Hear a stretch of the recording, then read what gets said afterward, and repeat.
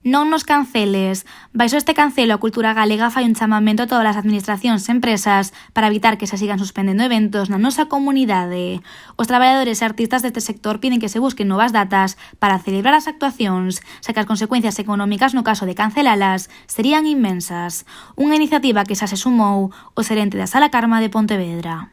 Nos unimos por o tema de todos os técnicos de son, xente de carga-descarga, managers, freelance, todo a xente que traballa, camareiros, en todos este tipo de eventos dentro da cultura galega.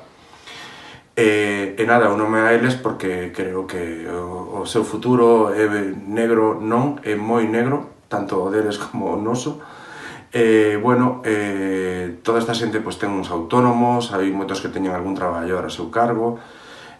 Claro, non sabemos que se vai facer, ninguén nos informa do que van facer, nin temos moitas ideas.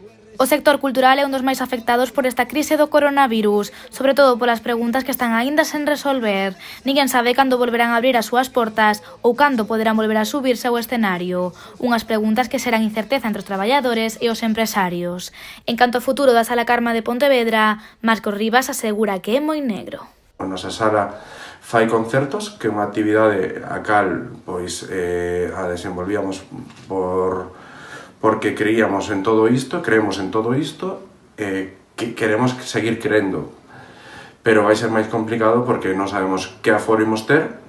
A palabra aforo é moi importante neste caso porque como sesión club era os ingresos que tiñamos que nos podía seguir facendo traballar con todo ese persoal que temos cerca de 10, 11, 12 persoas según a data do ano, pois non sabemos como imos facer, porque o aforo non sabemos como vai poder ser.